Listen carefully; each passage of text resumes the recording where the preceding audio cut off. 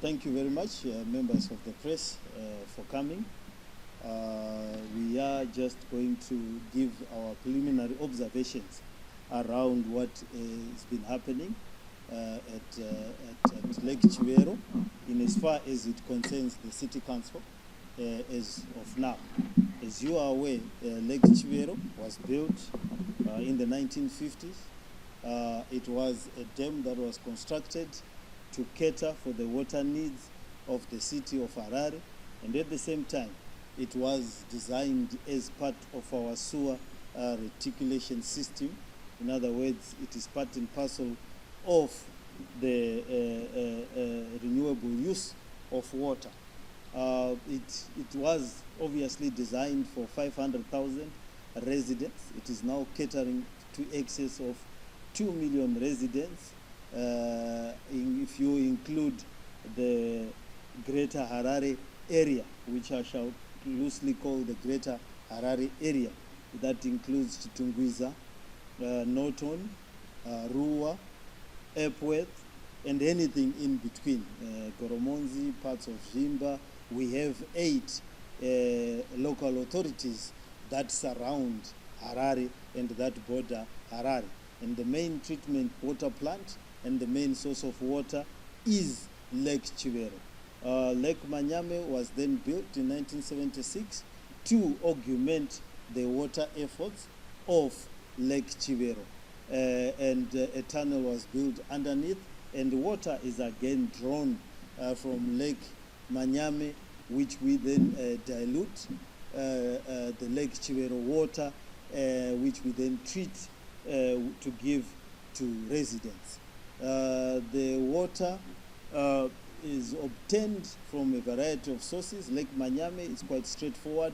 It's rainwater and the water that is captured in River Manyame, which downstream becomes River Panyame in Mozambique. Lake Chivero gets water from rivers and the catchment area. You know, Harare is built on the water source, and that's why there are a lot of wetlands, and the wetlands are part of our water system. We then also get water that we've used. In other words, we are supposed to treat it and put it there, and then it will come to be reused again. We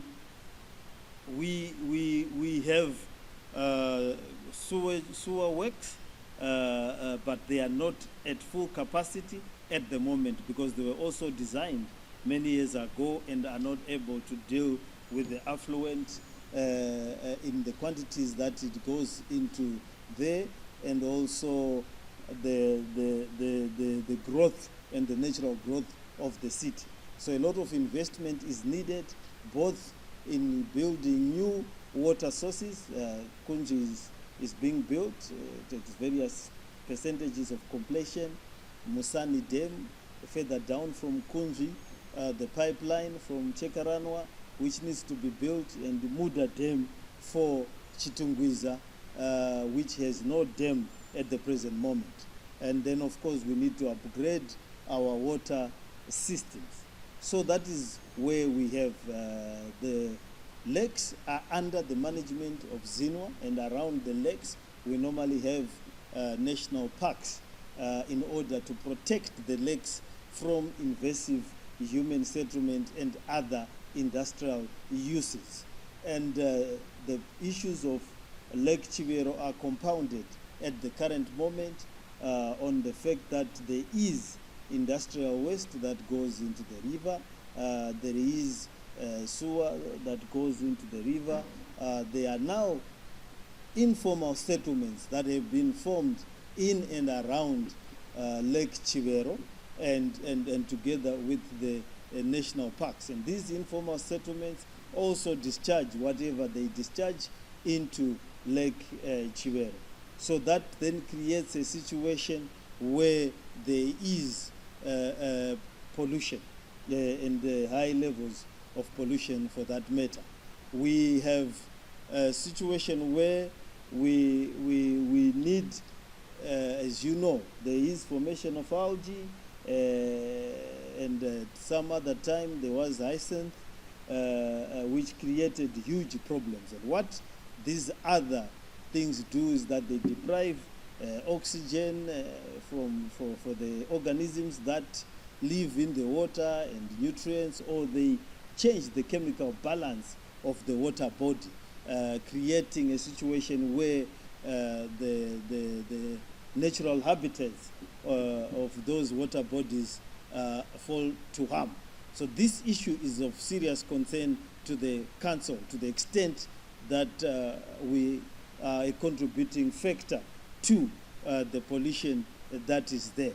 We are also concerned about the pollution and the other various pollutions. As you know, pollution is governed by the City Council, it's governed by EMA, it's governed by ZINWA. Why we are worried is that any pollution for our major water sources increases the chemical cost to the residents of cleaning that water. So the dirtier it is, the more chemicals we have to use. And currently, we are using about 11 chemicals to treat Lake Chivero water. And if we don't dilute it properly with Lake Manyame water, we have to use more chemicals to use less, to get less water. So it's a huge concern, both to harming the residents and also the levels and the amounts of water that we will be able to give in turn. So at this moment, these are early days, but we thought that it was very important for us to address this press conference to say and to bring to the attention of the residents that we are engaged in this matter. I say these are early days. Since yesterday, our staff, our technical staff, has been engaged in meetings with the National Parks people, government people, ZINWA people, and ministry people, and the metropolitan governance people. So all these technical experts, microbiologists, scientists are conducting tests to see what could have happened, to test the water at the areas where it could be polluted, and we will get the results as soon as possible, and we will announce them using the technical teams that are on the ground. We as council, together with Parliament and other government officials, will visit the lake tomorrow to get an understanding as to what is happening. So that is the situation at the present moment with that regards. What is to be done is then the question that then follows. So the tests that are being done by the experts will guide us as to what needs to be done. What is clear at this point is that there needs to be an all stakeholders concerted effort to deal with pollution in our water body, and also to deal with the treatment of our affluent. So we need the government to come and chip in with the resources and the expertise that is required for us to be able to treat this water. Then secondly, for the city, we need an urgent upgrade of our sewer reticulation system, the one that already exists. But however, the informal settlements, and I have stated before, have increased. We have over 150,000 informal settlements. In other words, settlements that are not regularized, and these settlements do not have sewer reticulation systems. Therefore, their discharge is going straight into our water bodies, and these now need to be regulated, and a stop needs to be put on irregular settlements. And the challenge we are having is that around the shores of Lake Chivero, there is a growing settlements, informal settlements, and these are again increasing poaching activities and also polluting the lake, so to speak. And these have to be stopped or regulated. In other societies, the areas around lakes are dedicated to luxurious resorts, water sports, wildlife, and such other qualitative and easily controllable behavior. The shores of Lake Chivero are becoming swallowed by informal settlements, and that has to stop. And this puts the wildlife in danger, the water body itself in danger, and it also becomes difficult to control it. What is also needs to be done is an increase in our regulatory efforts. Both EMA and the city of Harare, we need to fine and clamp down on polluters in a big way. And to the extent that we also contribute to the pollution, we should make sure that we correct that. We need to understand the chemicals that are going into the lake, where they are coming from, and the infrastructure that is to be built in our industries, wherein they don't have to discharge their affluent into the river. We also are going to upgrade our chemical regime and modernize it. We have entered into memorandum of understanding to introduce the use of chlorine dioxide as part of our water treatment process, and this chlorine dioxide will help in terms of dealing with the water that we treat, and the length that it is treated, and the quantities that we do have. So I will hasten to add at this juncture in time, and then of course awareness campaigns. People have to understand we have to protect the animals, we have to protect our water bodies. It is a precious resource. We don't have to dump everything into that water body, and we have to take care of it as a living organism.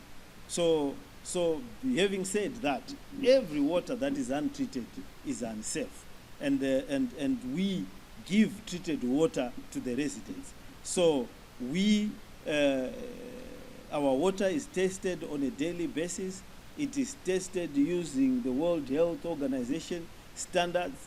The water that is coming out of our tap is safe for human consumption. It is safe for the residents, and we treat the water that comes from Lake Chivero and Lake Manyame thoroughly to make sure that we don't put into our system water that is contaminated or that is harmful to the residents. So the water we are giving to the residents is safe for use, safe to drink, and it's tested by our chemists on a day-to-day basis. We also employ microbiologists that test our water, and our water is being tested to match the results of what could have harmed the animals and what type of chemical it therefore is. So this juncture, our water is safe to drink, and people must use it. And also we treat all the water that we get on that basis. So in the long and short of it, a working visit will be done in conjunction with other government organs. We await the tests and the discussions by our technical teams as to the way forward, and we will implement the recommendations that will be coming from our technical committee meetings. We are committed to ensure that we provide safe water to the residents. We are also committed that we will create a safe environment for those creatures that we were given by God to be in custody. They cannot communicate for themselves, and therefore we owe them an extra duty of care to take them. It is quite sad that animals like rhinos, who survived since the beginning of time, survived meteorites, while other dinosaurs were going extinct and are still among us, can die because of our own conduct. We want to make sure that that never happens, that the animals are safe, and that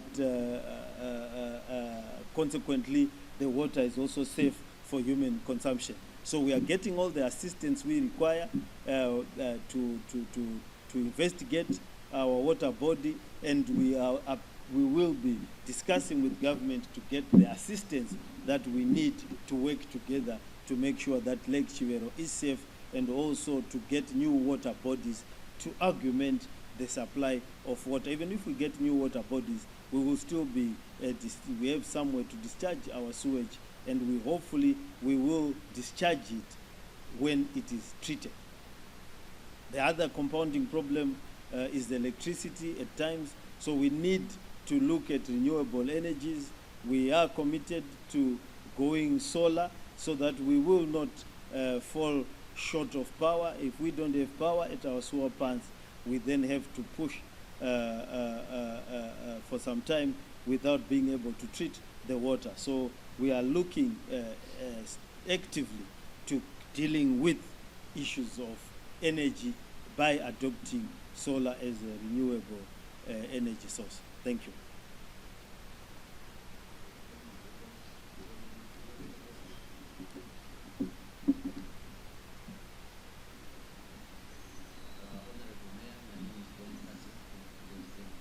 From your presentation, you seem to be focusing on the test of treated water, that is water coming out of the lake.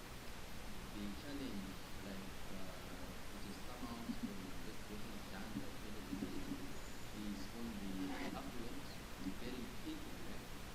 And from my understanding and knowledge, we have written several stories regarding affluent water sewerage getting into the lake. There is a place where this water comes in with raw sewerage. For almost 45 years, we've been doing this project, and we've been engaging your councillors and department relevant to the environment, EMA, including ZIPAS as well, but there seems not to be action. And from your presentation now, you seem to be sort of in a war situation where you're surprised this is happening. They've been visited by technical teams from the city of Harare, but up to now, the language seems to be the same. Yeah, we're not aware or surprised. We are actively engaged. I mean, the solutions are there, but what we require are the resources to implement those solutions. And this situation probably brings the whole matter, or brings a further added sense of urgency to the whole matter. We are well aware of what the reporters have written. We are well aware, and we've passed resolutions as councillors regarding the issue of water treatment plants, the need to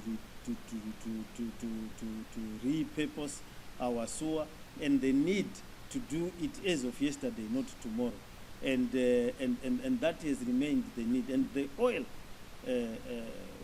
what can I say? The fly in the oil has always been the lack of resources, and the commitment, should I say, the political will to ensure that we upgrade the sewerage works, and also that any new settlements that we build are connected to the sewer works. But once we get to expand the sewer works, once we get to deal with those issues, we therefore will be in a better position to deal with the sewer as one of the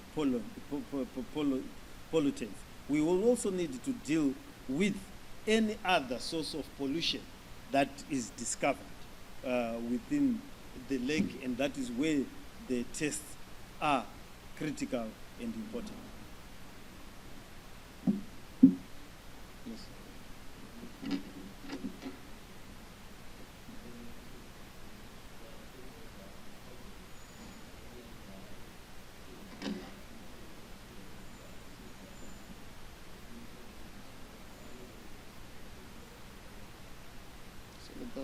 We certainly are not aware of 7,000 cases of diarrhea.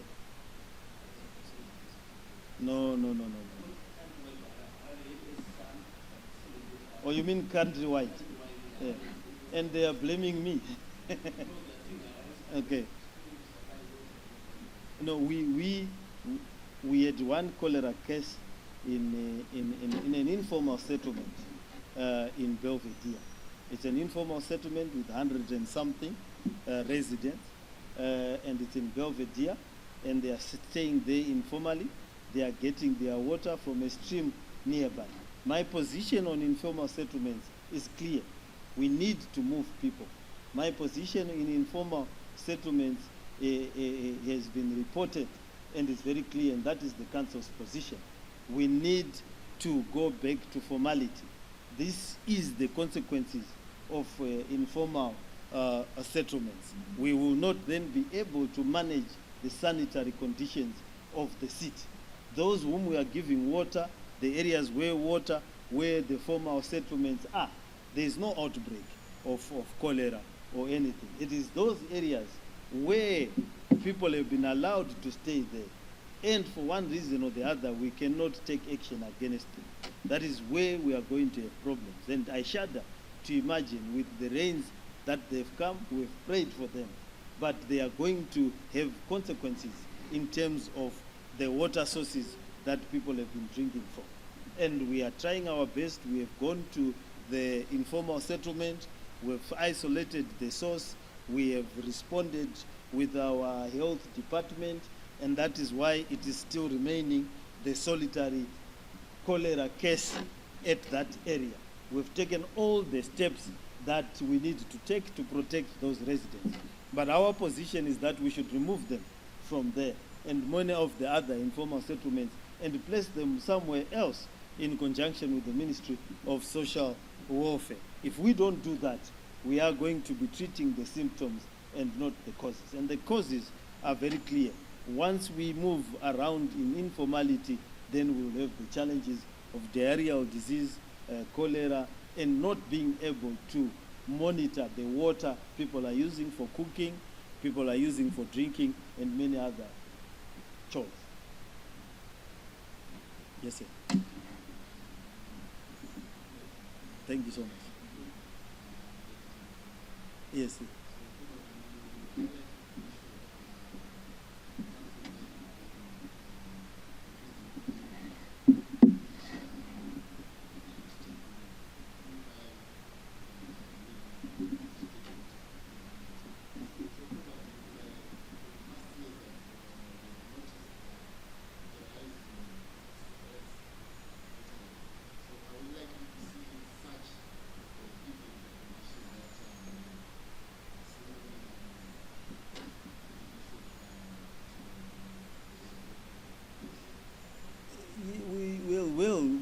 It shouldn't follow that way. We've got sewer treatment plants, right? And the sewer treatment plants that we have, we treat the water before it goes into Lake Chivero.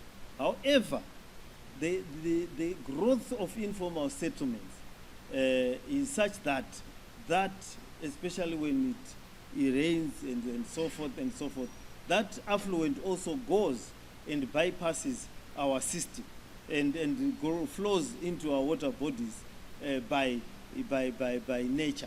Now, the theory would be if the city grows, those people will also formally join the city so that they can also contribute.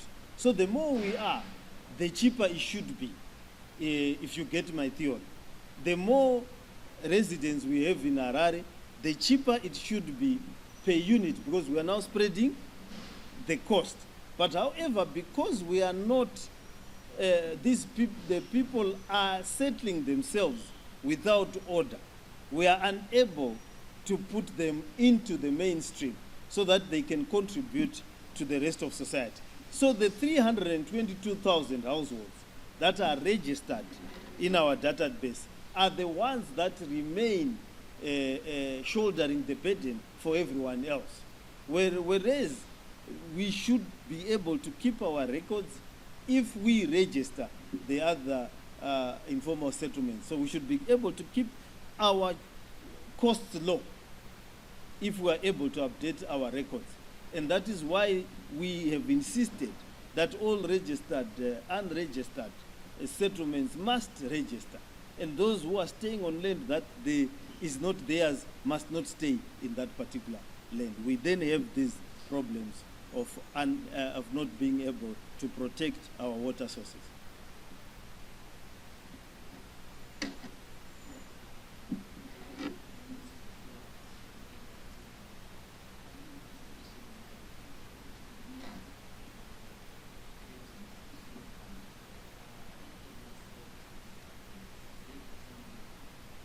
We've budgeted them every year.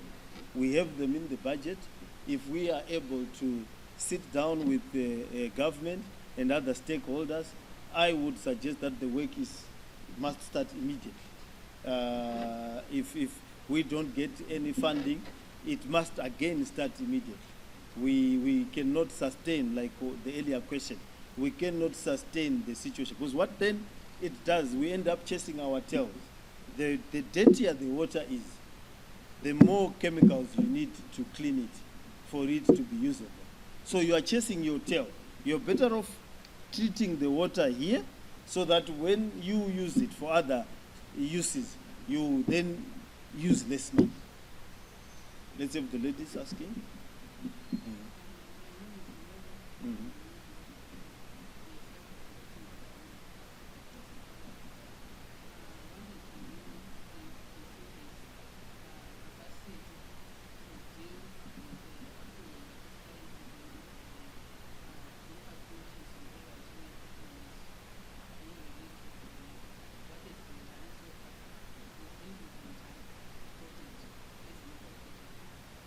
Yes, we treat the affluent that comes through our sewer works, through the Crowborough sewer works, the Fell sewer works, and all that affluent is treated. However, the city has outgrown the capacity that we have to treat the required amounts that come through on a day-to-day basis. Then other affluent goes into our water bodies using unorthodox means, if I can use that term, because if they are not connected to us, then they go in. Then sometimes we have challenges, power failures, and so forth. But that should be an exception to the norm. But we are the only body currently with the capacity to treat the affluent because we have the sewer works. So there is no option. We have, as a city, to discharge our duty to treat the affluent. Yes.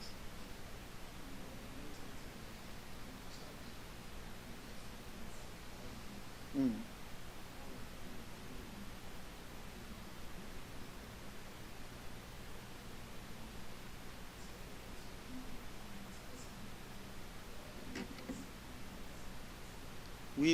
We're trying to persuade people that we need to create zones that are safe for our environment. The chaos, there's an addiction to lawlessness by certain citizens, and that addiction has to be nipped in the bud. It affects our water bodies. The increase in poaching, increase on pollutants, increase in all forms of deviant behavior.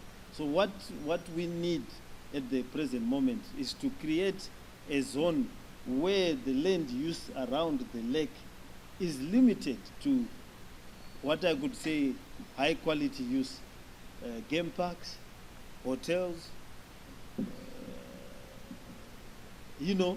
high-end use of the area around it. Once you put informal settlements that are there and that are sprouting up currently around the lake, you are inviting problems. Yes, sir. Follow up to what Mary asked on the affluent that will find its way into the lake.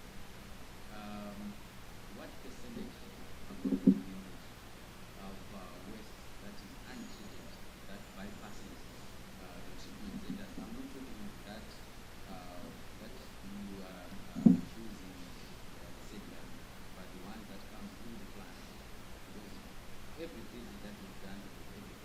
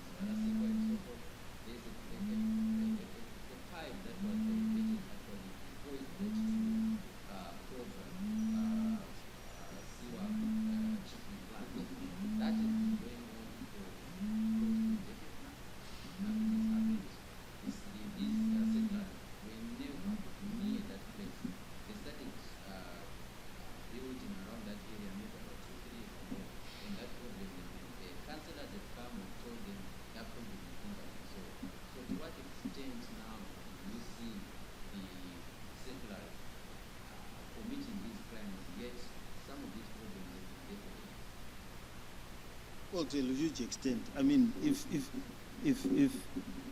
you are creating an informal settlement that is not linked to the main services of the city, then obviously you are going to get those services by hook or by crook. So I do believe that we cannot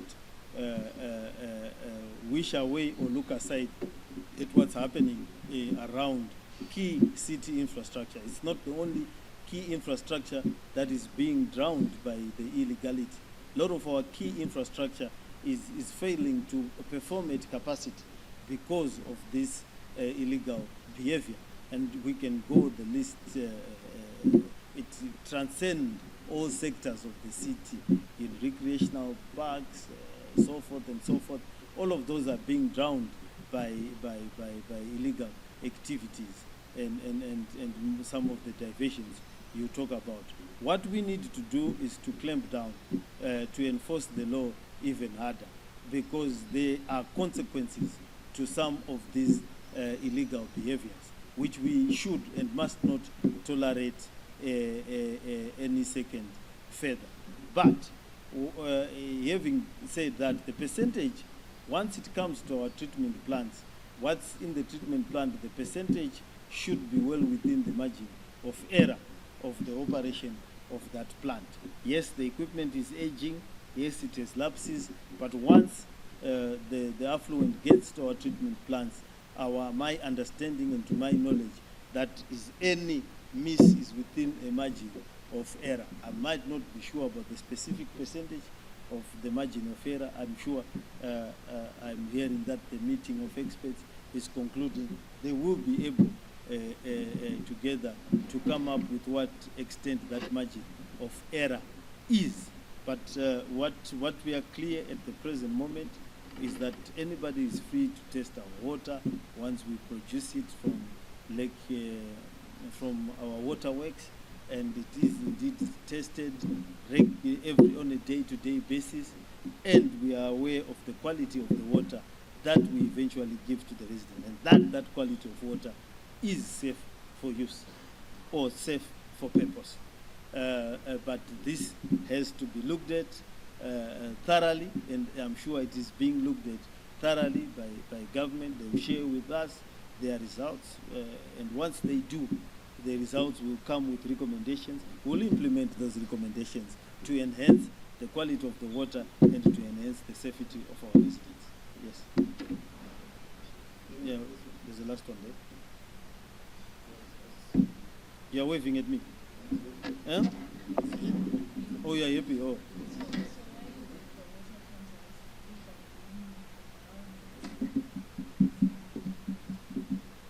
Normally, when it comes out at an area, advise us which area that normally is a best pipe, and there is contamination somewhere along the line in that locality.